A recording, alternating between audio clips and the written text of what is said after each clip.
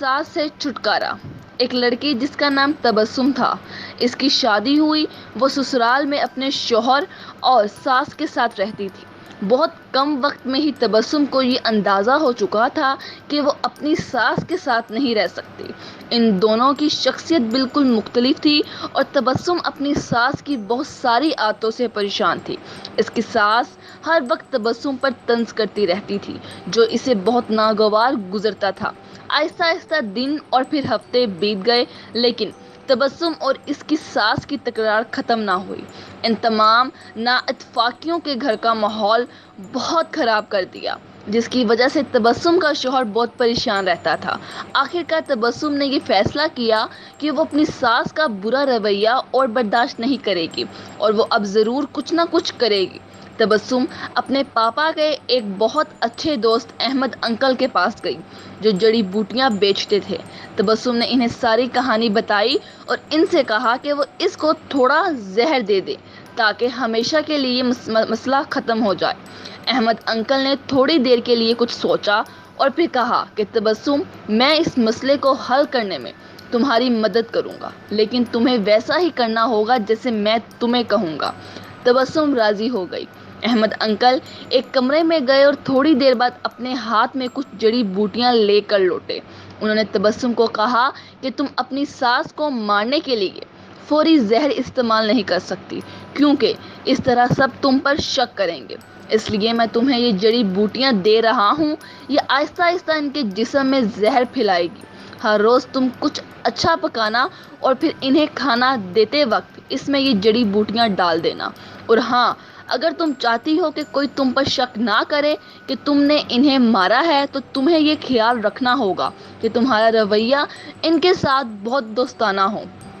ان سے لڑائی مت کرنا، ہر بات ماننا اور ان کے ساتھ ایک ملکہ کی طرح برتاؤ کرنا۔ تبسم یہ سب سن کر بہت خوش ہوئی۔ اس نے احمد انکل کا شکریہ ادا کیا اور جلدی سے گھر چلی گئی، کیونکہ اب اسے اپنی ساس کو مارنے کا کام شروع کرنا تھا۔ ہفتے گزر گئے اور پھر مہینے۔ تبسم روز کچھ اچھا پکا کر اپنی ساس کو خاص طور پر پیش کرتی تھی۔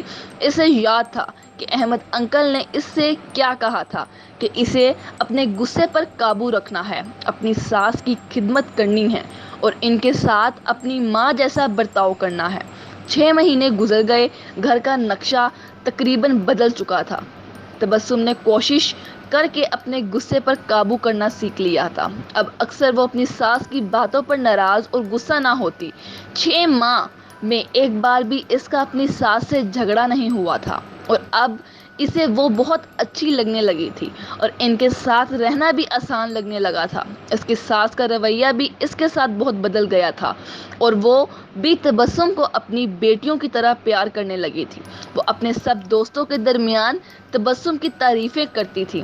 تبسم اور اس کی ساس دونوں اب ایک دوسرے کو ماں بیٹی کی طرح سمجھنے لگی تھی۔ تبسم کا شوہر بھی یہ سب دیکھ کر بہت خوش تھا۔ ایک دن تبسم پھر احمد انکل کے پاس آئی۔ تبسم نے کہا کہ آپ مجھے طریقہ بتائیں کہ کیسے میں اپنی ساس کو اس زہر سے بچاؤں جو میں نے انہیں دیا ہے۔ وہ بہت بدل گئی ہیں، میں ان سے بہت پیار کرتی ہوں اور میں نہیں چاہتی کہ وہ اس زہر کی وجہ سے مر جائیں جو میں نے انہیں دیا ہے۔ احمد انکل مسکرائے اور کہنے لگے کہ تمہیں ڈرنے کی ضرورت نہیں ہے، میں نے تمہیں زہر نہیں دیا تھا، بلکہ جو جڑی بوٹیاں میں نے تمہیں دی تھی وہ وٹامن کی تھی تاکہ ان کی صحت بہتر ہو جائے۔ زہر صرف تمہارے دماغ میں اور تمہارے رویے میں تھا، لیکن وہ سب تم نے اپنے پیار سے ختم کر دیا۔